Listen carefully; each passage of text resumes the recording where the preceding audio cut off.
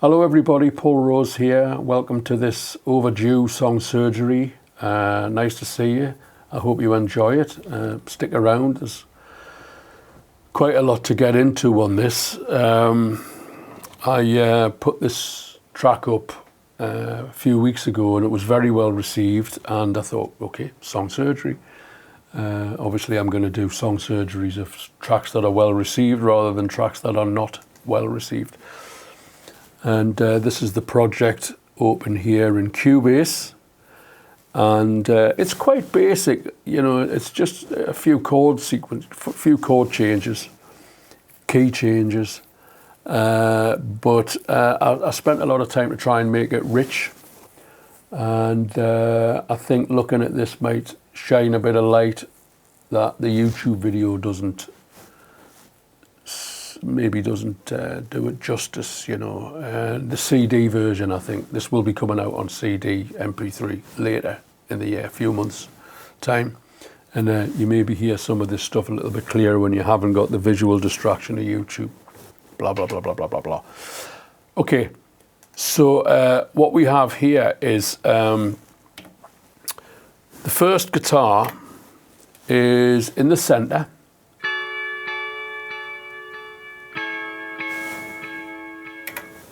And you can hear that the delay goes left and right. I correct myself, the delay goes right and left. If you're listening in stereo, make sure you've got the right headphone on the right ear, and then this will all make sense to you. So go center, right, left, right. Okay.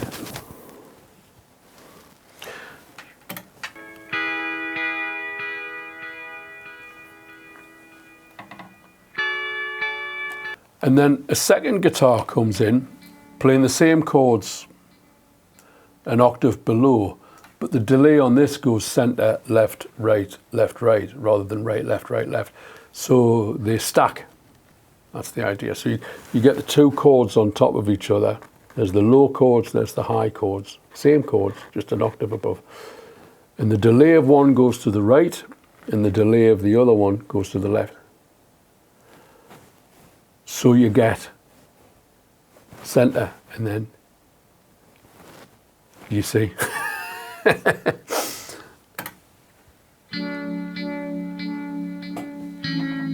So that's going center, left, right. So if I put both of the guitars together, you'll hear the delays are opposite.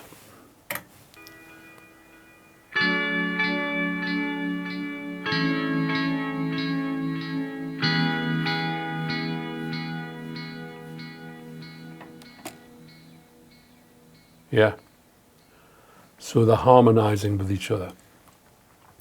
Then we have this. Beautiful piece of software from its Native Instruments called Piano Colors, and it's sort of a sequenced piano. Sounds like this.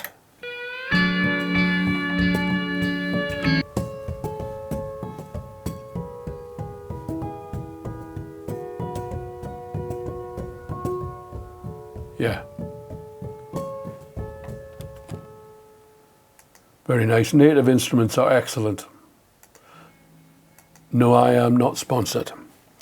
So if we put those together, well, let's just listen to this part where everything's in.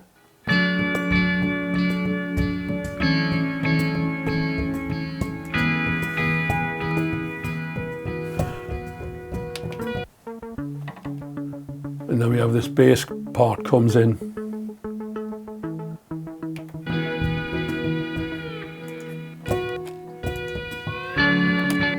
And that's coming from a software called Predator 2, which is by a fellow called Rob Papin, who makes kind of hip-hop dance stuff, and a lot of it's excellent, but I don't use about 95%. I don't use 99.9% of it.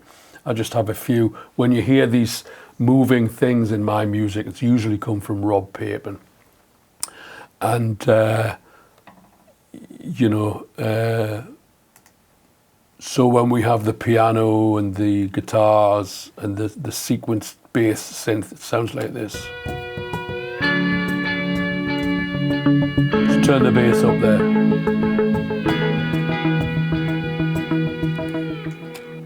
Yeah, and we also have the E-bow guitar.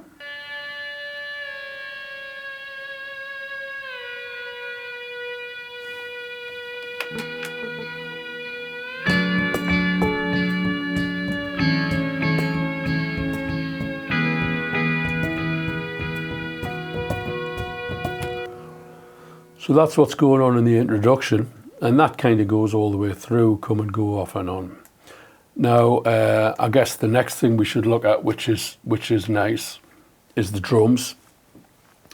And I'm using a piece of software called Superior Drummer 3 and the Frank Filippetti library.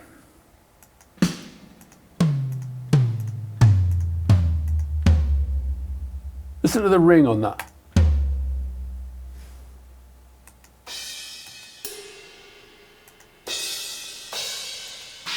Beautiful, beautiful.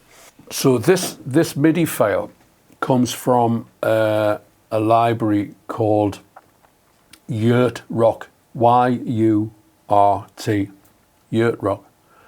And it's a session player playing a MIDI kit.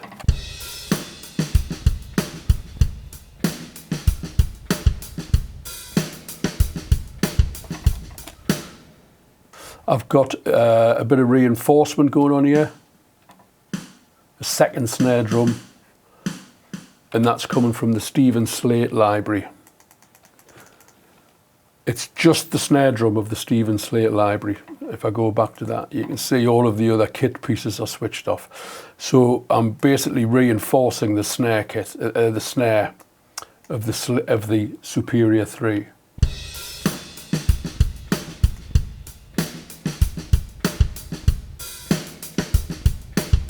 Yeah. So that's a drum machine, you know. But the difference is it's being programmed by a drummer sitting at a MIDI kit, V kit, presumably, very high-end V kit. And I'm triggering these samples from Superior 3, like Native Instruments. You know, they're very, very, very high-end. And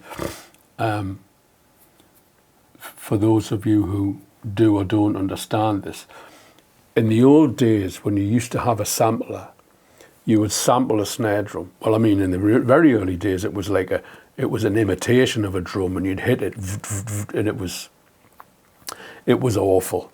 But then they started sampling things. So when you hit the key, you actually triggered a sample, an actual hit of a snare drum, but it was just one sample.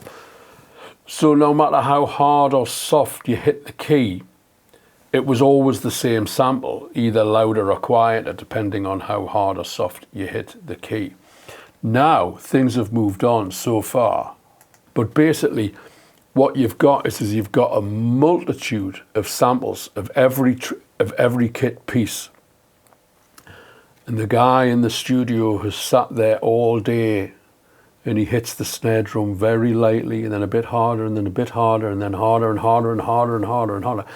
And so however hard you hit the key, you step through these velocity related samples. So da ba da ba da ba da. It's actually different hits. And there's also left-right hits. Da ba da ba da ba. So you get like a real human feel. Beautiful. See, that just sounds lovely to me, that. So we have the drums with all of that stuff going on. Now what's coming there is another thing from the Native Instruments library. It's a plugin called Ashlight, and it's a beautiful kind of ambient vibration.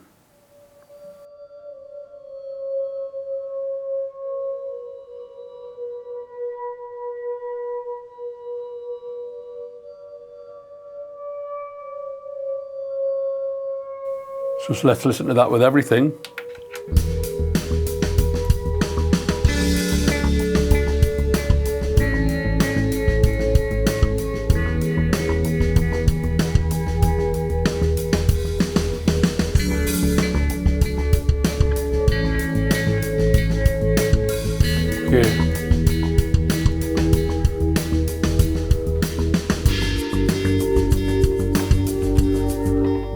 So now we have a chord change, a key change. We go from E to G minor.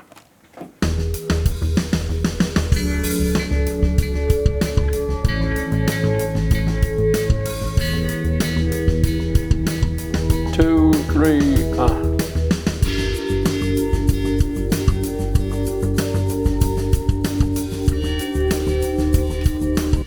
Brought a shaker in. Bring your own shaker in, just to emphasize that change. Now, if the shaker's going shaka chaka chaka chaka chaka chaka chaka chaka, and the hi-hat's going taka taka taka taka taka taka taka taka, and they're both panned into the same side of the stereo spectrum, you're just going to get a mess. But if the hi-hat's here and the shaker's there, chaka chaka chaka, it separates, and not only does it give you the individual part, it just sounds better.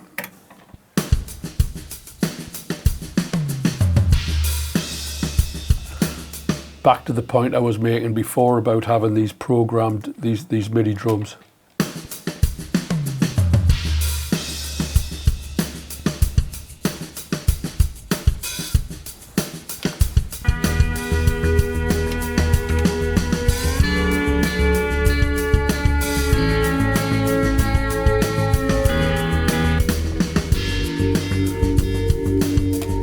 So as we've gone into that G,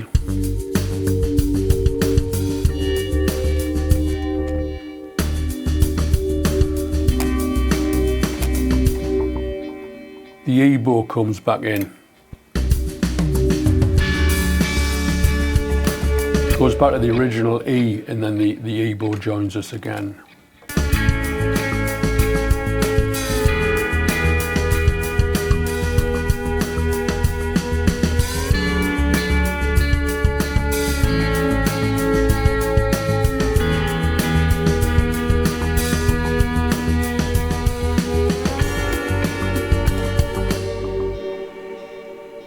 Gone back to the G, brought in a second pad. Now, the original pad that we looked at, you may be able to see there, is called dark. I've called this pad light.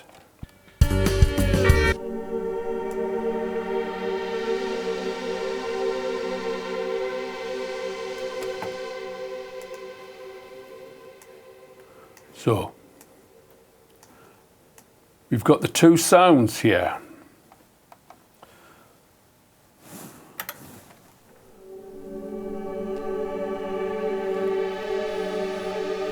So that sounds light, and that one's dark.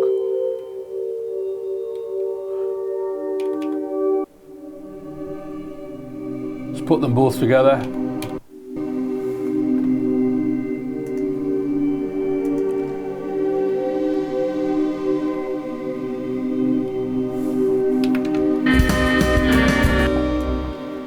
So I could easily just set up a drum groove, and I could easily just set up a drum groove and play over the top of it.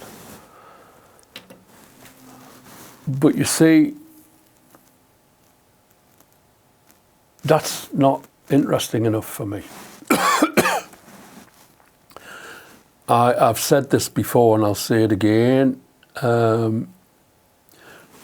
If you're playing the guitar or your trumpet or keyboards or whatever, I think you need to create a home for your instrument, right?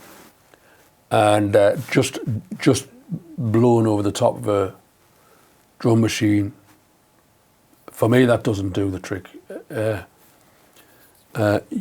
You need to you need to have a home for your guitar. And so I try to make the tracks that I play to, and I hate to use the word backing tracks. That's what they are. But I like their compositions, you know, their productions. I could just knock something together very quickly and just shred over the top of it. And I've done that before. But ultimately, I want to spend a lot more time and make the accompaniment, the composition and production a lot more interesting. So we're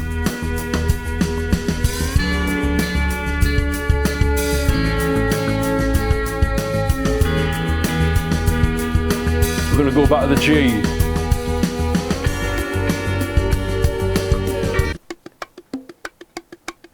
More percussion with the shaker. Oh, it's grooving nice.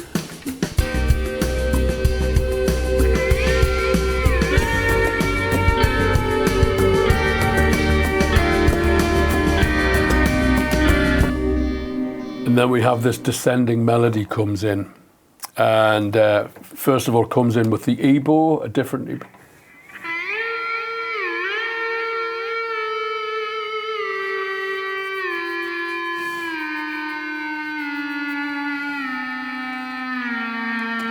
Sounds like the Police, doesn't it? Not the band. The Police coming to spoil your joy. Joy killers. So I've got that descending melody on that rhythmic piano again, and we combine that with the ebow playing that melody.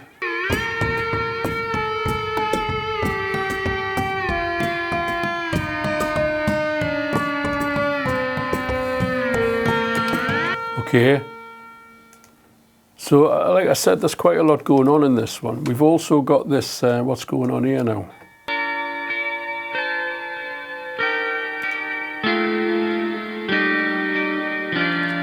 So those guitars playing the original chords at the beginning have now been doubled, and they're playing this descending thing.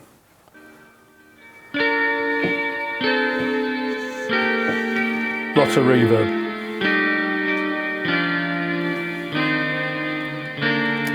So let's have a listen to, let's put the piano back in. Let's put the ebow back in. Let's see how that sounds.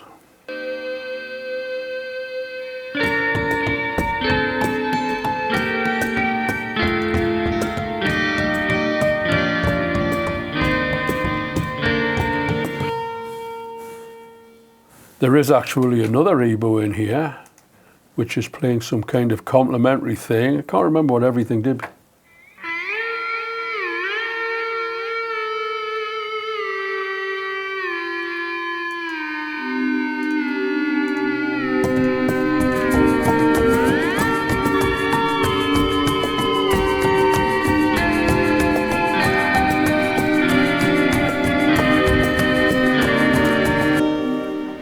Kitchen sink, eh?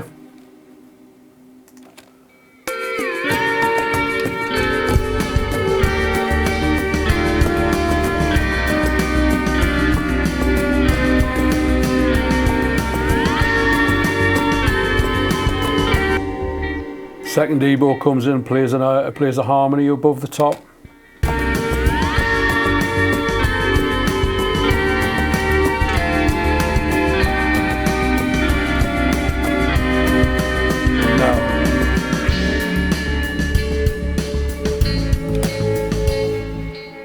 And then take everything out except for the drums, the bass, and the pads, and the rhythm guitar part.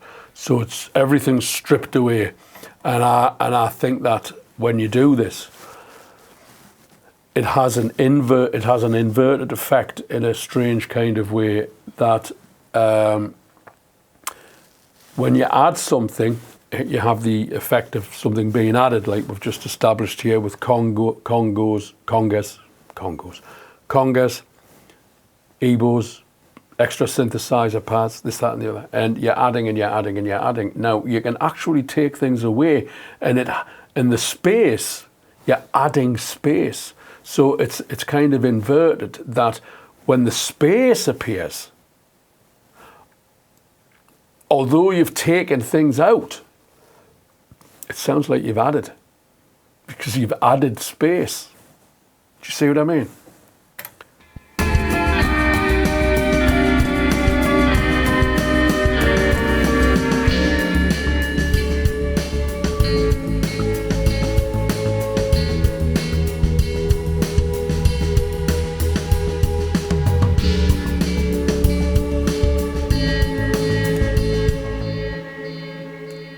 I'm very pleased with that. I think that sounds really nice, I really do.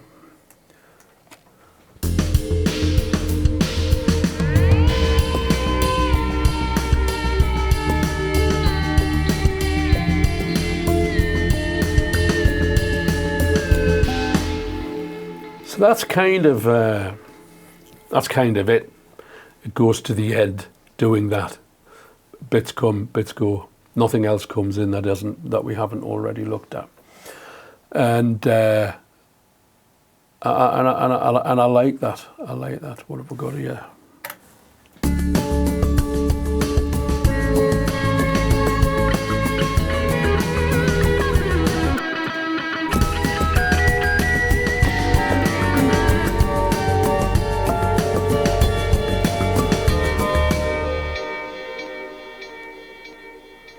Yeah.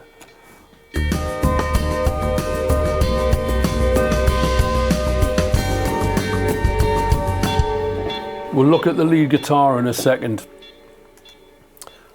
but let's just have a look at what's going on here. So first of all, on the output bus, the stereo out, I'm using this Universal Audio Shadow Hills bus compressor.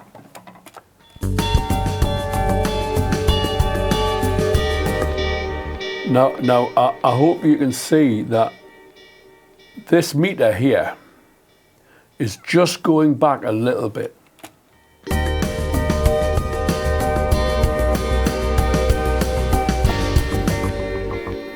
There's a producer, engineer, mastering guy called Streaky, and he talks about bus compression, and he says, don't compress the meter all the way back.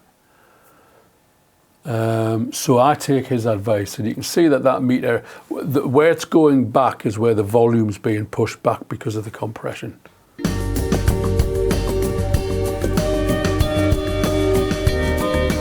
So it's kind of hardly moving. And then I've also got here the Pultec EQ.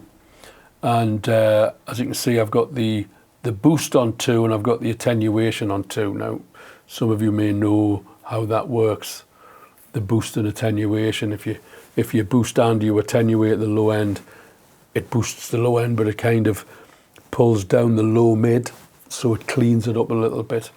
And I've got the high end on 5 just to brighten it up a little bit. So if I take that off, you'll really hear the difference. I'll take it out. See, it's gone a bit dull and lifeless. I'll count 1, 2, 3, 4 and bring it back in.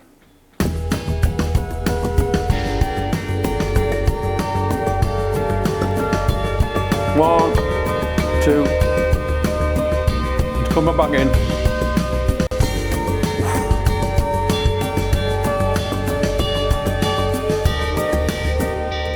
That gives that a lovely sheen. And also I have this thing which is switched off at the moment. This is a room correction software. And what you do is you read the room with the microphone in different parts of the room, and you see this these lines. It shows you the imperfections of the acoustic situation in the room. The green line is what is happening without the correction. That's the correction on, but I've got the correction off because you're not listening to this in this room. We're listening to it down the wire into the headphones. Do you see? So if I took the headphones off and I switched the speakers on, those green lines, you see where that low end is, that 200 hertz, not so much low end, low mid is really sticking up. But the orange line is the correction. So it's kind of fixing that. And I use that on everything, but you don't mix out with that. You just use that to monitor in the room, okay? So that's a great bit of software. That's IK Multimedia, ARC 4, Acoustic Room Correction 4. And I use that all the time, all the time, all the time. and then you switch it off when you mix, because you're going to listen to it in your car, your headphones, your Bluetooth speaker, and you're not listening to the acoustics of this room, so you don't need to have that on. And that's pretty much it. And then let's have a look at the drums, just quickly, just as kind of a roundup. You know, I've got this Universal Audio SSL 4000 bus channel for the drums.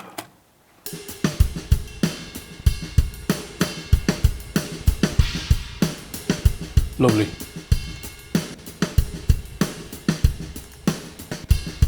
Oof. So that's the main backing track of the song. I'm now going to open the. We'll have a look at the guitar now, which is in a different thing. I'll explain that to you when we come back in a moment with the guitar track open. Okay. Okay, so now we've opened the track. When I've got all of that stuff going on with the drums and the bass and the sequenced synthesizers and the EBOs and the reverbs and all of that, it's eating up processing power. And the more processing power that's being eaten up, although I have a lot of processing power in this system, you start to get a delay from hitting your string to the sound coming out of the speaker, because it needs to go through everything and then it comes to you. So what I do is I run the track off. So you see that track that we've just listened to? This is it here. See this orange track here? That's a stereo mix of everything that we were just listening to. And then I play along to this. So it's just a stereo mix of everything that was going on before. So the processor is doing no work at all, so that I've got instant response with the plectrum and the string in my fingers. So I can really, you know. So a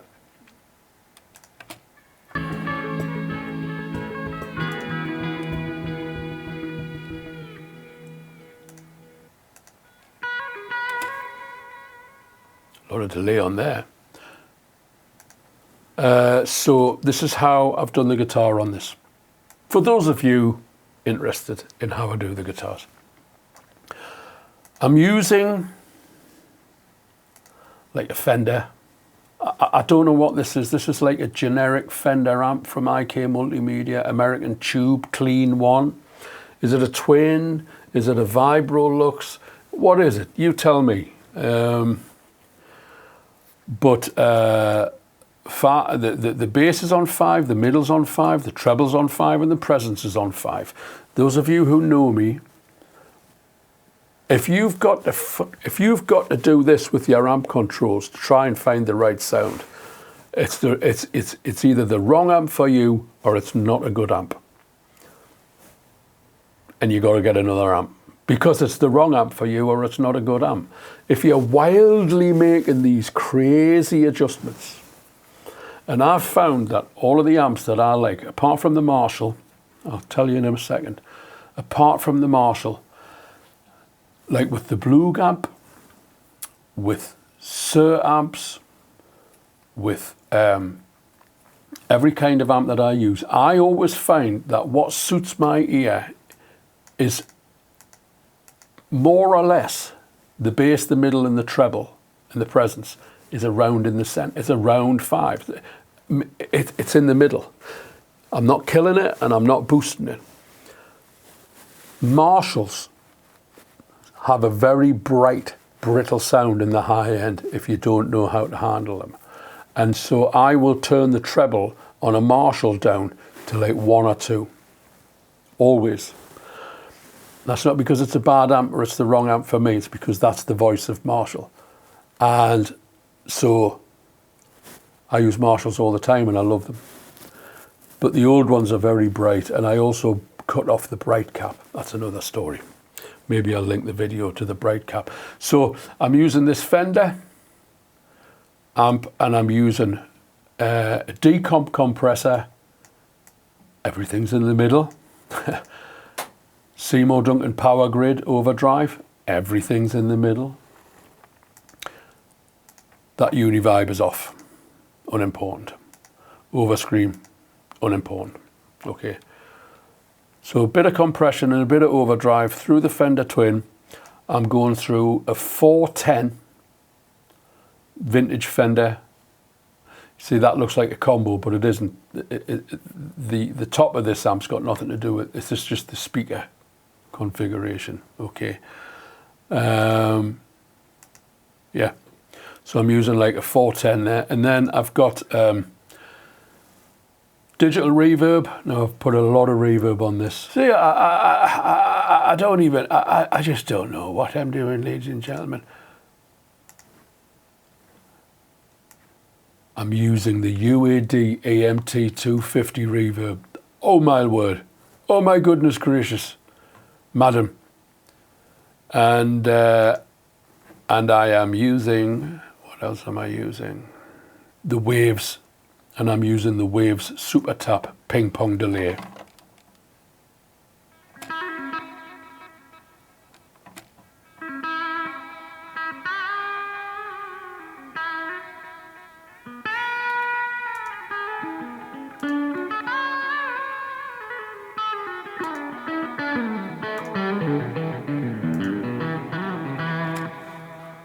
Okay, so we've got, that's it. And that's it, basically. I also, one other thing I've used a little bit of, because if you watch this fader here, because I was playing very lightly and with the volume on the guitar right back because I wanted it clean. See, I've got a bit of automation on the guitar.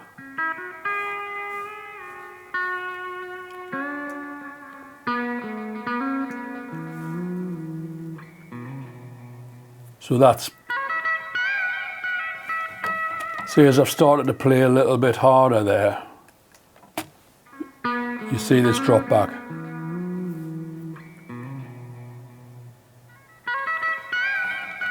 Just to keep it nice and level. So that is how Lookup happened and was constructed. I hope you found that interesting. I'll put the link to the entire track down below. I hope you've enjoyed it. I hope you found it interesting. I hope you found it engaging. And the short attention span, people would have switched off ages ago. So you can congratulate yourselves on having a healthy attention span for watching this extremely interesting and informative piece of work that I have done for you. And I appreciate that you've got this far. If you've got this far, and if you have got this far, tell me. I watched it all. I'll be very grateful if you did. Thank you very much, ladies and gentlemen. I'll see you on the next one, maybe a live stream. I'm cutting up clips and putting out a lot of shorts. Have you been watching them? They seem to be making a difference. Hey, it's a good life in music. All the best. Bye-bye now.